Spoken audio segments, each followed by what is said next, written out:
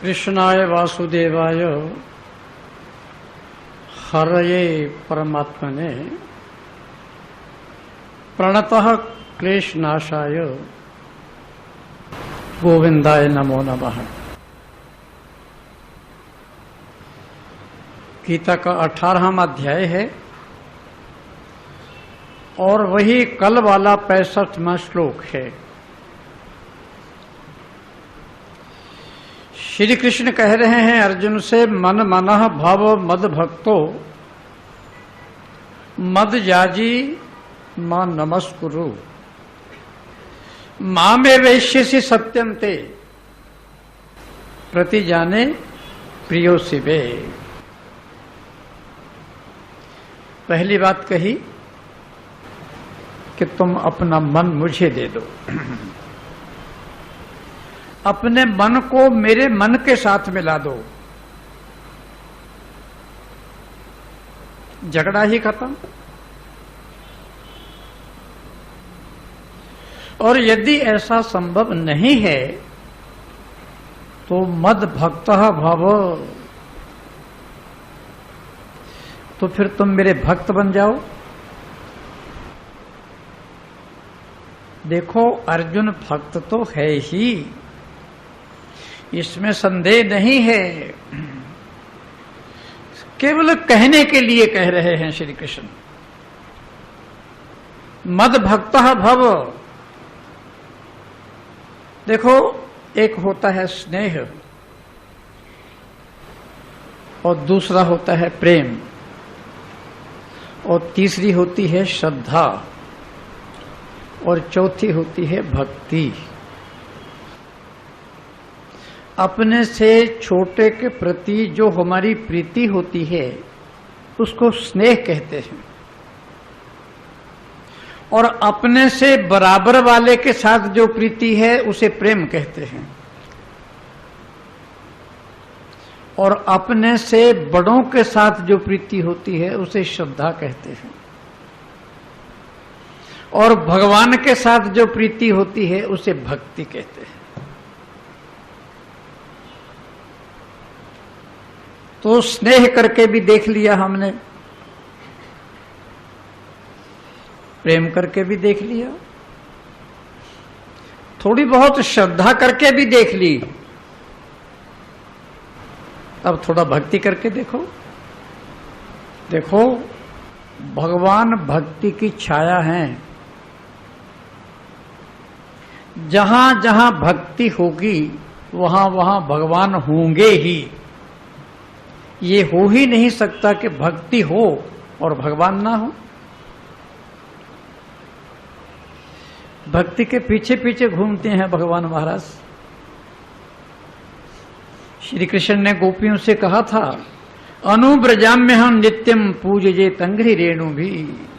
अरे ओ गोपियों, मैं तो तुम्हारे पीछे पीछे चलता हूं। तो गोपियों ने कहा, महाराज पीछे पीछे क्यों चलते हैं, आगे आगे चलो ना। भगवान कहते हैं इसलिए पीछे पीछे चलता हूं कि तुम्हारे चरणों की जो रज है, जो धूली है, वो उड़ उड़ कर मेरे मस्तक और शरीर पर लगे ताकि मैं पवित्र हो जाऊं। गोपियों ने कहा, महाराज ऐसी कौन सी अपवित्रता आ गई आप में। भगवान कहते हैं अपवित्रता यही है, जितना प्रेम तुम मुझसे करती हो इतना प्रेम मैं तुमसे नहीं कर सकता। भक्ति के पीछे पीछे घूमते हैं भगवान महाराज। किसी किसी प्रदेश में ऐसी प्रथा है कि जब लड़का लड़की का विवाह होता है तो विवाह के दिन लड़की वाले लड़की के मुंह में सुपारी रख देते हैं। वो रात भर मुंह में रखती है और सुबह उस सुपारी को छोटी छोटी करके पान में डालकर दूल्हे को खिला देते हैं ताकि दूल्हा दुल्हन के पीछे पीछे फिरे। अब ये बात कहां तक सत्य है मैं नहीं कह सकता, लेकिन ये बात जरूरी है कि भक्ति ने अपने मुंह की झूठी सुपारी भगवान को जरूर खिलाई है, क्योंकि भगवान भक्ति के पीछे पीछे घूमते हैं। मद भक्त भव। देखो, भक्ति का मतलब होता है सरल होना, सहज होना, स्वाभाविक होना। भक्ति का अर्थ है श्रद्धा का होना, संदेह नहीं। भगवान ने गीता में यहां तक कहा है अर्जुन को, योगी नाम अपि सर्वेशाम मदगते नांतरात्मना श्रद्धावान भजते जो माम समय युक्त तमामतः। कहा अर्जुन, यदि तुमसे जप नहीं होता कोई बात नहीं, अगर तप नहीं होता, अगर पाठ नहीं होता, अगर पूजा नहीं होती, अगर ध्यान नहीं लगता, अगर समाधि नहीं लगती, तो कोई हर्ज नहीं। तुम श्रद्धावान तो हो सकते हो। जितना प्रेम मैं श्रद्धावान से करता हूं उतना किसी से भी नहीं करता। श्रद्धाना मत परमा भक्ता स्ते तीव में प्रिय।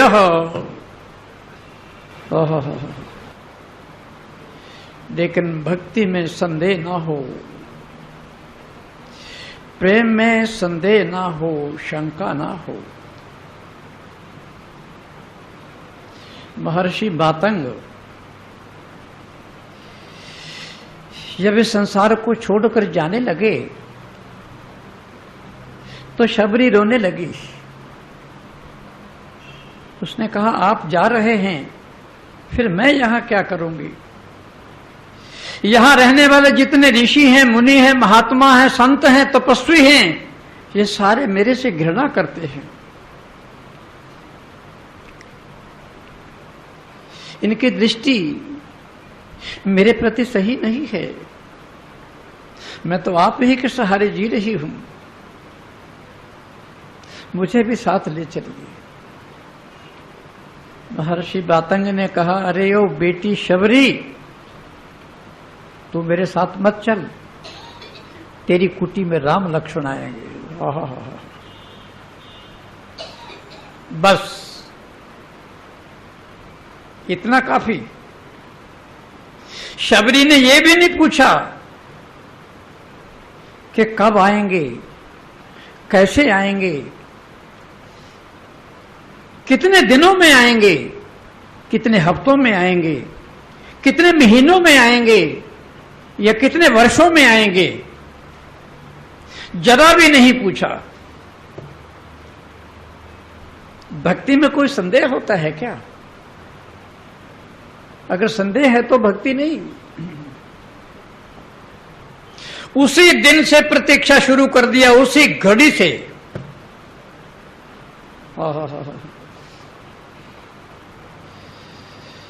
माइलों तक झाड़ू दे आती है, राम आएंगे। कंकट पत्थर चुन देती है, राम आएंगे। कांटेदार झाड़ियों को साफ कर देती है, राम आएंगे। फूल ले आती है, फल ले आती है, कुटिया को सजाती है। प्रतीक्षा की मूर्ति है महाराज शबरी। प्रतीक्षा को यदि देखना हो तो शबरी को देखो। रात को सोती नहीं, कोई पक्षी पंख फड़फड़ाता है, राम आ गए। कोई पक्षी जरा से इस टहनी से दूसरी टहनी पर जाता है, राम आ गए। पेटों में हवा सरसराती है, राम आ गए। बादलों से बूंदें गिरती हैं, राम आ गए। जरा सा कोई जानवर इधर से उधर गया, राम आ गए। ये भक्ति है महाराज। अक्सर एक दिन राम आ ही गए, लक्ष्मण आ ही गए। शबरी तो उस समय थी ही नहीं, कुटिया खाली पड़ी थी। राम लक्ष्मण दोनों आकर बैठ गए। कहां है शबरी? किसी ने कहा, अरे यो शबरी तू यहां ढूंढ रही है और राम लक्ष्मण तेरी कुटिया में बैठे हैं। अरे दौड़ी, कभी गिरे कभी उठे, कभी घुटने में चोट लगे कभी बांह में चोट लगे, सांस तेज हो गई, पसीने से तर हो गई। ओह, इतनी बेचैनी, इतनी व्याकुलता, इतनी उत्कंठा। श्याम गौर सुंदर दो भाई और शबरी पड़ी चरण लिपटाई। प्रेम मगन मुख बचन न आवा, पुनि पुनि पद सरोज सिर नावा। केही विधि स्तुति करूं तुम्हारी, ओह अधम जाति हूं जड़मति भारी। अधम ते अधम, अधम अति नारी, और तिन मह मैं मति मंद गवारी। बस जैसे ही शबरी ने कहा, राम ने उस मुख पर हाथ रख दिया कि बस आगे नहीं कहना। सावधान सुन भामनी बाता, माने हूं एक भक्ति करनाता। ना तो मैं धन देखता हूं, ना मैं पद देखता हूं, ना मैं प्रतिष्ठा देखता हूं, ना मैं खानदान देखता हूं, ना मैं जाति पाति देखता हूं, ना मैं बुद्धि और विद्या देखता हूं, ना मैं सौंदर्य देखता हूं, ना मैं संगीत देखता हूं। माने हूं एक भक्ति कर नाता। बस एक ही नाता है मेरा, वो भक्ति का है। भगवान भक्ति से ही प्रसन्न होते हैं महाराज। किसी ऋषि के, किसी मुनि के, किसी महात्मा के, किसी तपस्वी के आश्रम में नहीं गए राम, सीधे शबरी के आश्रम में गए। सारे ऋषि, सारे मुनि, सारे महात्मा, सारे संत, सारे तपस्वी हजारों वर्षों से तपस्या कर रहे थे, सारे शबरी की कुटी के आगे इकट्ठे हो गए। बड़ी प्यारी कथा है महाराज। शबरी राम को वो प्रदेश दिखा रही है जहां जहां वो घूमती है। राम लक्ष्मण पीछे पीछे हैं। शबरी बताती है ये पेड़ हैं, ये पौधे हैं, ये फूल हैं, यहां मेरे गुरुदेव रहते थे। आगे जाकर ऐसे फूल मिले राम को, उसे देखकर राम लक्ष्मण हैरान हो गए। उन्होंने कहा, शबरी ऐसे फूल तो मैंने कभी देखे ही नहीं। शबरी की आंखों में आंसू आ गए। शबरी कहती है, राम इसका भी एक इतिहास है। महर्षि वाल्मीकि लिखते हैं, इसका भी एक इतिहास है। वर्षा ऋतु आने वाली थी। महर्षि मतंग के आश्रम में जितने शिष्य थे, ब्रह्मचारी थे, सबको उन्होंने कहा कि चलो सूखी लकड़ी काट कर लाएं। वर्षा में तो संभव नहीं, रोज ऋषियों के आश्रम में हवन होता है, तो इकट्ठे ढेर लगा देंगे और हवन करते रहेंगे। विद्यार्थी कुछ आनाकानी करने लगे। राम इसका इतिहास है। महर्षि मातंग ने रस्सी ली और कुल्हाड़ी दी, मेरे को इशारा किया, मैं भी उठ गई और विद्यार्थी भी साथ गए। जब वो लकड़ियां काट काट कर उसकी बड़ी बड़ी गठसी सिरों पर लाद कर ला रहे थे, गर्मी के दिन से टप टप कर पसीना बह रहा था, उस पसीने की बूंदों से ये फूल बने हैं। घर्म जानी पुष्पानी। क्या महर्षि वाल्मीकि लिखते हैं, किसानों के पसीने की बूंद बूंद गिरती है तो वहां से अनाज पैदा होता है। वहां जब रसोई घर में जाती है, पसीने से तर हो जाती है। पति के लिए, बेटों के लिए, परिवार के लिए भोजन बनाती है। उस भोजन में जो रस होता है, जो अमृत होता है, जो मिठास होती है, वो किसी दूसरे के बनाए हुए भोजन में होगी क्या? नहीं हो सकती।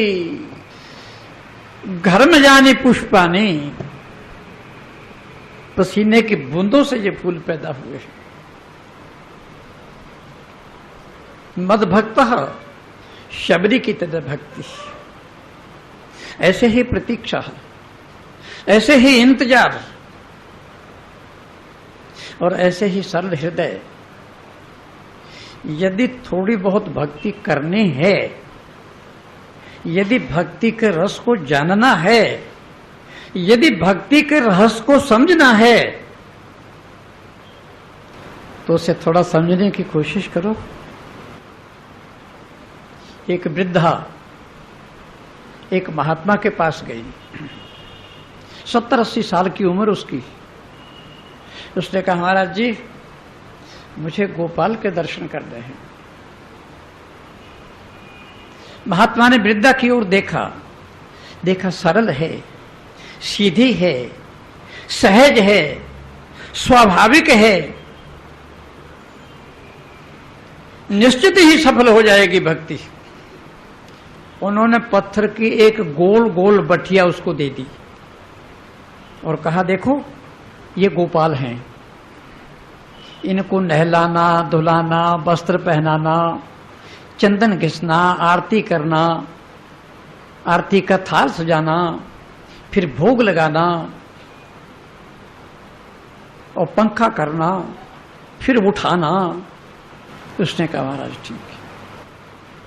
और कोई बंबई का होता तो महाराज जी ये पत्थर की बटिया दे रहे हो मुझे, ये गोपाल है क्या? कहा, ये श्याम सुंदर है, नंद नंदन है, पीतांबरधारी है, मुरली मनोहर है। अब ले आई वो, बस चंदन घिसती है, बाला बनाती है, आरती करती है, आरती के थाल सजाती है, भोग लगाती है। रोम रोम में रम गया वो गोपाल।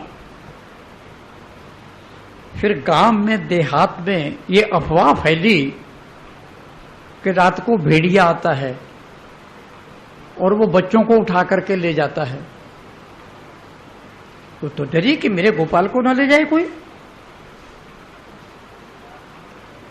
अब दिन भर तो वो सेवा करती और रात्रि को डंडा लेकर के बैठ जाती है दरवाजे पर। देखो कौन भेड़िया आता है। अब दिन भर तो सेवा करे, रात को जागती रहे। एक हफ्ता हो गया, बुरी हालत हो गई, एक बुढ़ापा। भगवान श्याम सुंदर पसीजे, उन्होंने अपना बाल रूप बनाया, मुकुट लगाया, गले में माला पहनी, कानों पर कनेर के पुष्प रख लिए, पीतांबर, हाथ में बंशी ले ली और आए बुढ़िया के सामने। उसने दूर से देखा, उसने कहा वहीं खड़े रहो, आगे मत बढ़ना। लाठी उठा ली। तुम कहीं भेड़िए तो नहीं हो? उसने कहा, मैया मैं तो गोपाल हूं जिसकी तू सेवा कर रही है। कि ले, अब मेरे गोपाल का मुकाबला करने लगा ये। अरे तेरे जैसे लाखों भी मेरे गोपाल का मुकाबला नहीं कर सकते। भगवान धीरे धीरे बढ़ी और उसने लाठी उठाई। भगवान ने अपने मोहनी रूप छोड़ा, पास में आ गए। मैया जिसकी तुम सेवा करती है ना, वही गोपाल मैं हूं, मैं दूसरा गोपाल नहीं हूं। पसीज गई कि चलो तुम्हें गोलोक ले चलो, मेरे साथ चलो। वहां भेड़िया तो नहीं आता है, मेरे गोपाल को ले जाएगा? कि नहीं, वहां कोई भेड़िया नहीं आता। इस कथा को कथा मत समझ लेना, बच्चों की तरह। भगवान गोपाल के साथ उस वृद्धा को गोलोक में ले गए। अरे काम तुम्हारी श्रद्धा करती है, तुम्हारी निष्ठा करती है, तुम्हारा प्रेम करता है। मूर्तियों में क्या रखा है, पत्थर के बटियाओं में क्या रखा है, मंदिर मस्जिद और चर्चों में क्या रखा है। काम तो तुम्हारी श्रद्धा कर रही है, तुम्हारी आस्था, तुम्हारा विश्वास। भक्ति कहती है जो भक्ति करनी है अनन्यता से करो।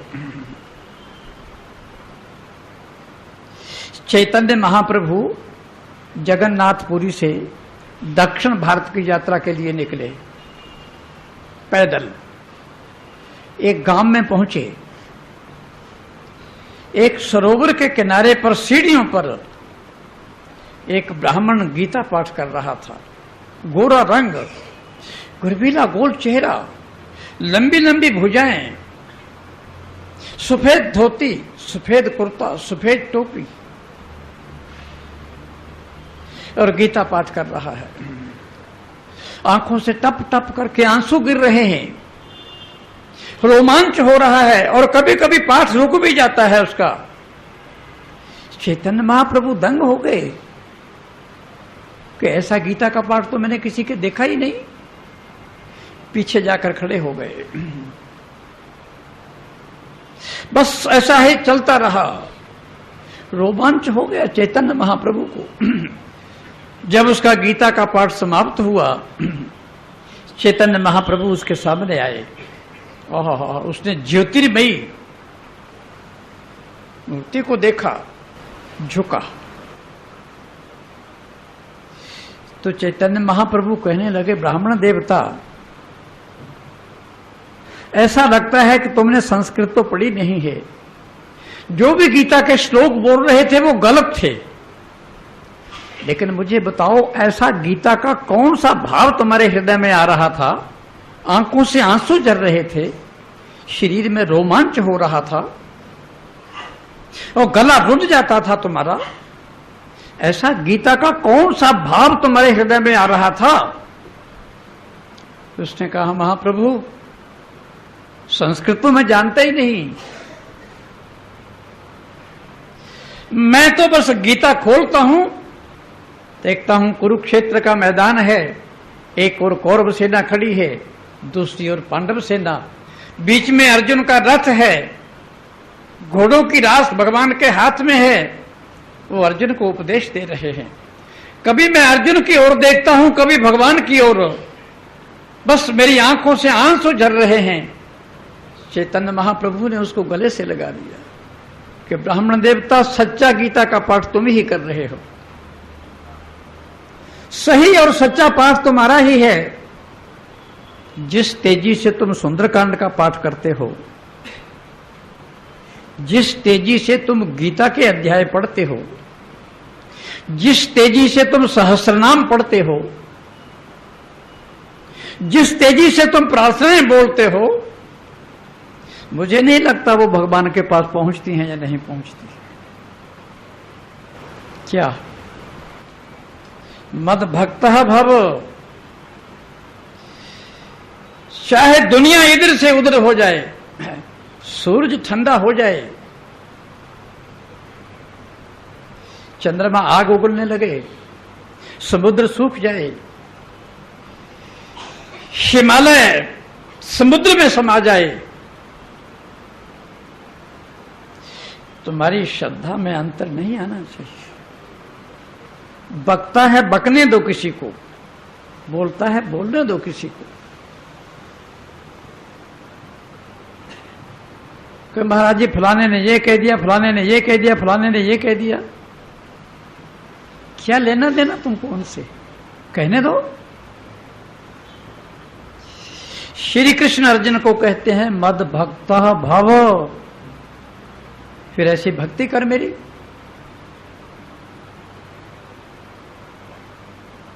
गोस्वामी तुलसीदास जी वाराणसी में थे, रामायण लिख रहे थे। सर्दी के दिन थे, ठंडी पड़ रही थी, पाला पड़ रहा था, बर्फ गिर रही थी। सारी काशी नगरी गहरी नींद में सोई पड़ी थी। कुत्ता भी नहीं भौंक रहा था बारे ठंडी के। दो चोर आए चोरी करने के लिए। जब वो कुटिया के बाहर आए तो देखा दो युवक, एक श्याम एक गौर, हाथ में धनुष बाण लिए हुए रखवाली कर रहे। 2 घंटे के बाद आए, फिर देखा दोनों चक्कर लगा रहे हैं। फिर 2 घंटे के बाद आए, फिर देखा चक्कर लगा रहे हैं, बदल गया सारा कांटा। सुबह आकर गोस्वामी जी के चरणों में गिर गए कि महाराज हम रात को चोरी करने के लिए आए थे, लेकिन आपके जो 2 दरबान हैं धनुष बाण दिए हुए, कृपा करके उनके दर्शन करवा दो। ओहो, गोस्वामी जी बच्चों की तरह फूट फूट कर रोने लगे। थोड़ी सी पुस्तकें, कागज, पेंसिल और खाने का सामान मैंने रख छोड़ा है, इसलिए मेरे भगवान को रात रात भर मेरा पहरा देना पड़ता है। अब तुम बंबई में रहने वाले लोग इन बातों पर विश्वास ही नहीं करोगे। हाँ, किसी छोकरी से प्रेम हो जाए या छोकरे से प्रेम हो जाए, फिर पता नहीं क्या क्या करने लगोगे। श्री कृष्ण कह रहे हैं मद भक्त भव।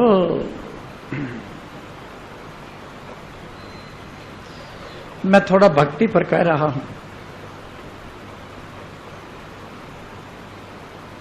देखो, जीवन को जीने के 2 ढंग हैं, एक है श्रद्धा का जीवन और एक है संदेह का जीवन।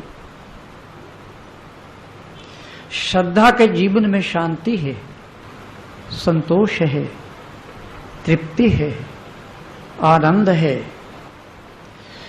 संदेह के जीवन में बेचैनी है, घबराहट है, डिप्रेशन है।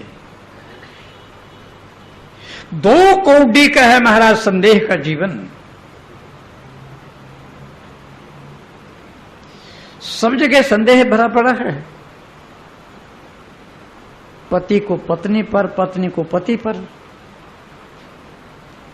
मां बाप को बेटे पर, बेटे को मां बाप पर, बहन को भाई पर, भाई को बहन पर, मित्र को मित्र पर। इसीलिए तो आज संसार की ये दशा हो रही है। संदेह ही संदेह है जो आज संसार में इतनी बेचैनी, इतनी अशांति, इतनी घबराहट हो रही है, ये संदेह के कारण हो रही है। श्रद्धा के जीवन में नहीं है महाराज। ये संदेह चलता बहुत है लेकिन पहुंचता कहीं भी नहीं। श्रद्धा चलती नहीं है लेकिन पहुंच जाती है।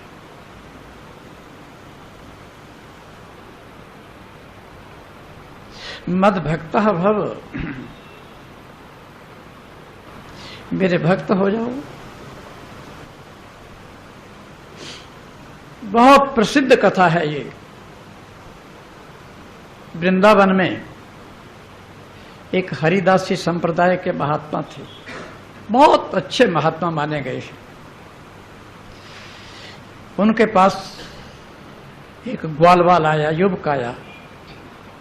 उसने कहा महाराज मैं घर से भाग कर आया हूं, मुझे अपना शिष्य बना लो। उन्होंने बना लिया। उसने कहा कि देखो तुम एक काम करो, हमारे जहां गायें बहुत हैं, उसको जंगल में चराया करो जा करके। उसने कहा खाऊंगा क्या वहां पर? उन्होंने सेवक के कह दिया कि कुछ आटा दे दो इसको आधा किलो, और कुछ आलू दे दो, नमक मिर्च दे दो।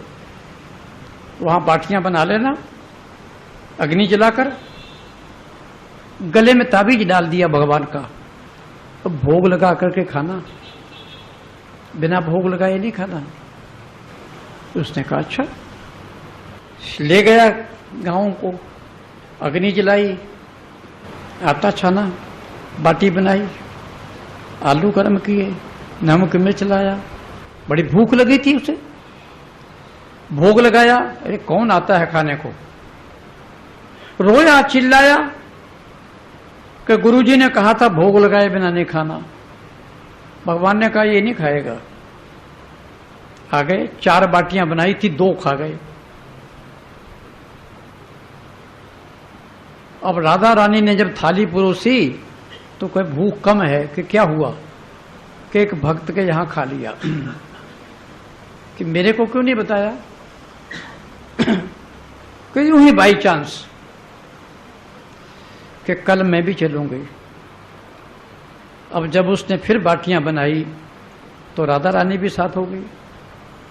उसने देखा, अरे कल अकेला आया था, आज ठकुरानी को भी ले आया, अब वो भी तो खाएगी। तो देखता रहा, एक ही बाटी रह गई। गुरुजी से कहा, महाराज केवल ठाकुर नहीं, साथ में ठकुरानी भी आती है, थोड़ा आटा बढ़ाओ मेरा। तो उन्होंने कहा, अच्छा भाई 1 किलो कर दो। कहा 1 किलो से कम नहीं चलेगा। अच्छा 2 किलो कर दो। क्या हाँ ठीक है। अब तीसरे दिन ग्वाल बाल भी आ गए। अब ग्वाल बाल तो जानते हो कैसे, झपड़ झपड़ करके सब खा गए। अब वो तो भूखा रह गया एकदम। तो उसने कहा, महाराज ठाकुर आते हैं, ठकुरानी आती है, और साथ में और भी पलटन आती है, और छीन छीन कर खा जाते हैं, मेरा आटा बढ़ाओ। वो कहने लगे, पागल हो गया है क्या ये?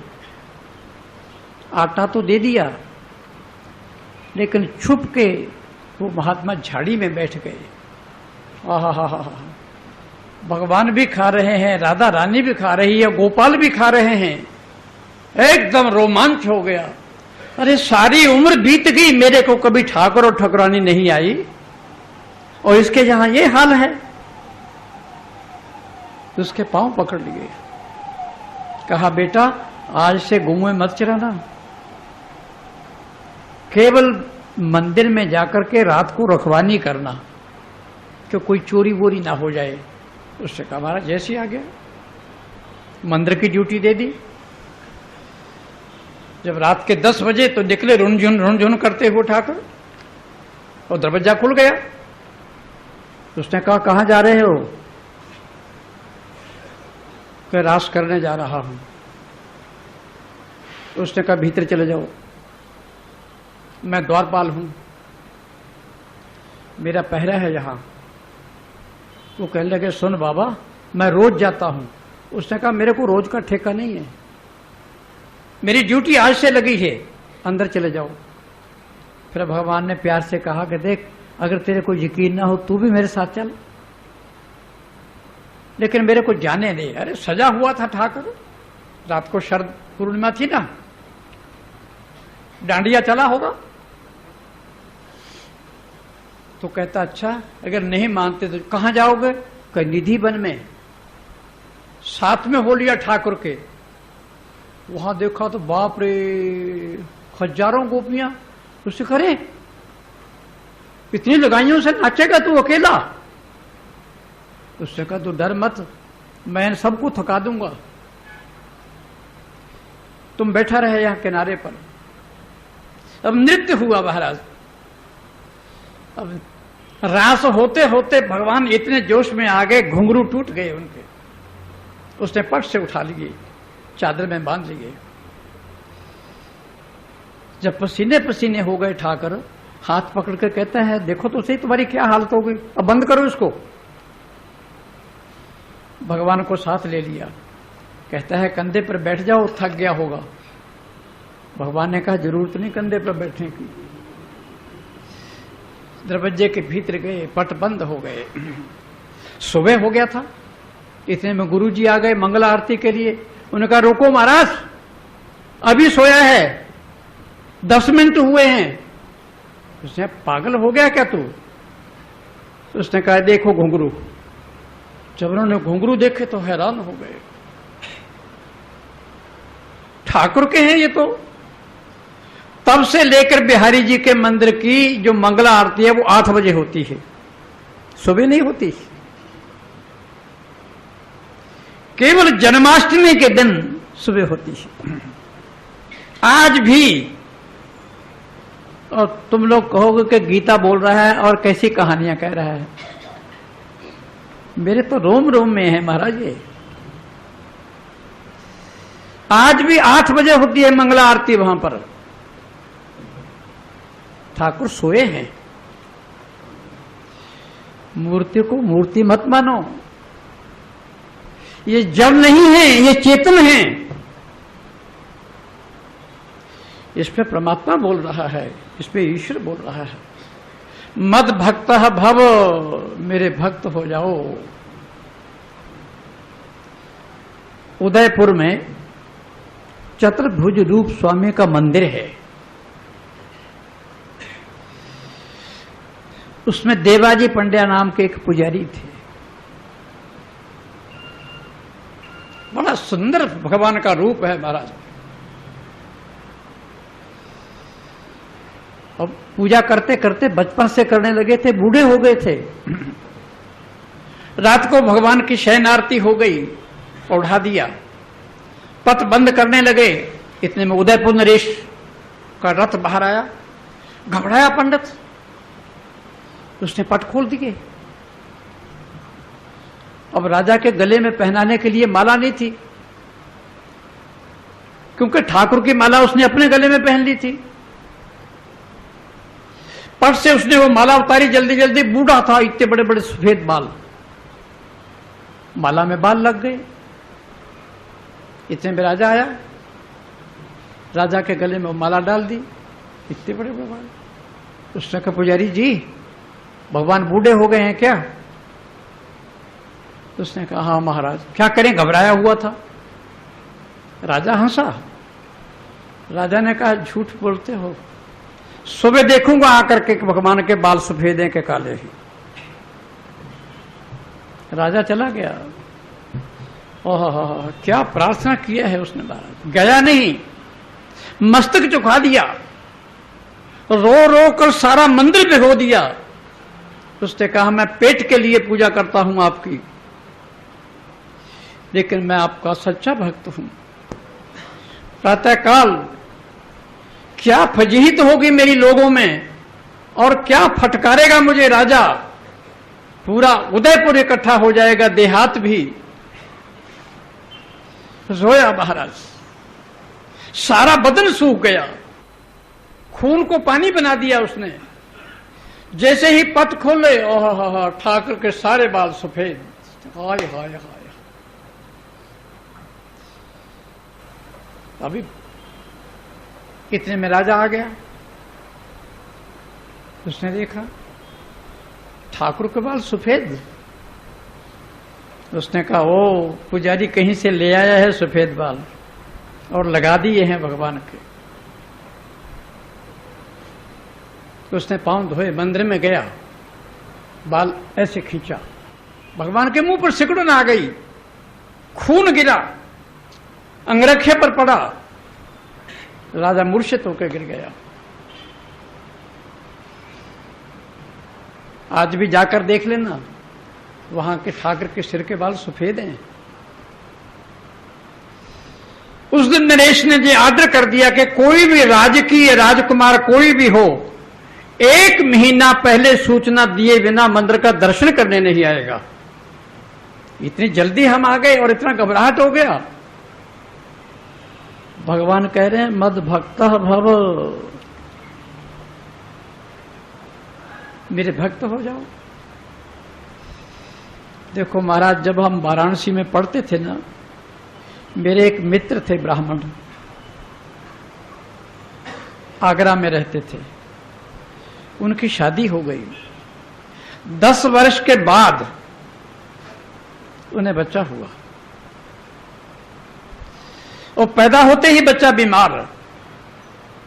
डॉक्टरों को दिखाया, कहने लगे इसके हार्ट में छेद हैं, ये बच्चा बचेगा नहीं, और बचेगा तो बीमार ही रहेगा। बड़े भक्त थे महाराज लोग।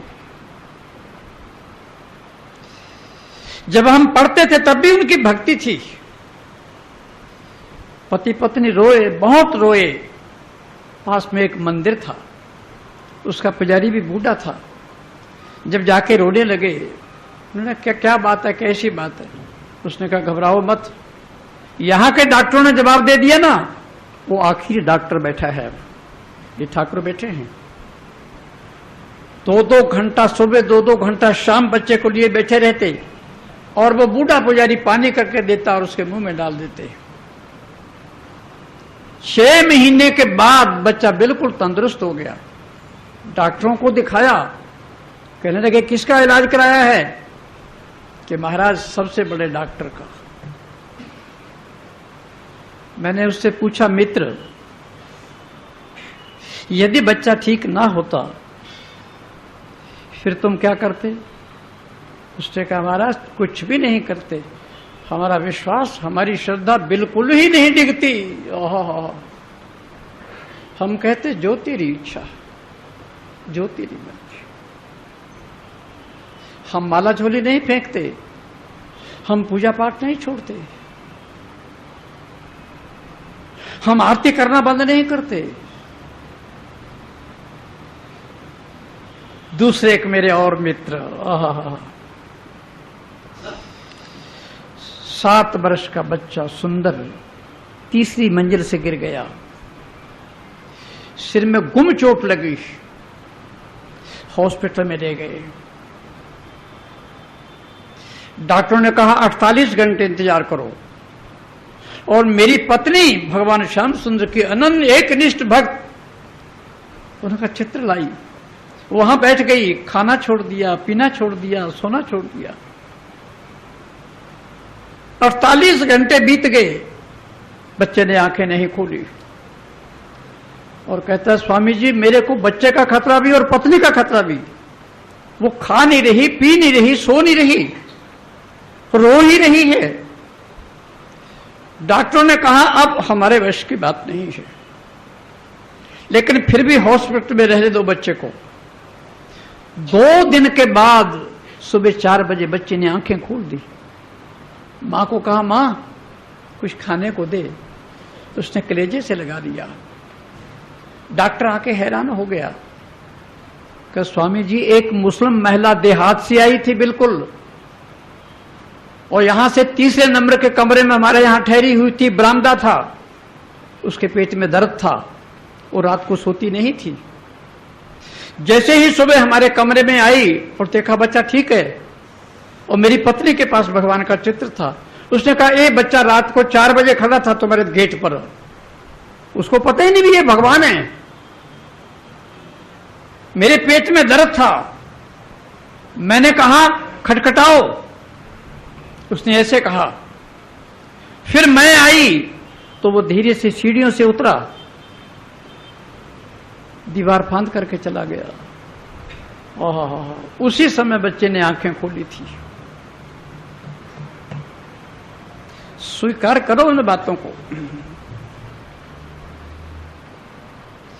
उससे भी मैंने पूछा, मैंने कहा दोस्त यदि ऐसा ना होता तो क्या होता? उसने कहा हमारी श्रद्धा में जरा भी अंतर नहीं आता महाराज, उसकी इच्छा, जो उसकी मर्जी, जो उसकी इच्छा, उसमें दखल देने वाले हम हैं कौन? श्री कृष्ण कहते हैं मद भक्ता भव और मद याजी भव। मद याजी का अर्थ है जो तुम पूजा करते हो ना, उसका नाम है ये। और मान नमस्कुरु, ऐसे झुको, ऐसे झुको, ऐसे झुको कि तुम्हारा अहंकार बिल्कुल ही टूट जाए, तुम्हारा ईगो समाप्त हो जाए, ऐसे झुको। मां नमस्कुरु, मुझे नमस्कार करो। आज इतना ही, शेष कल।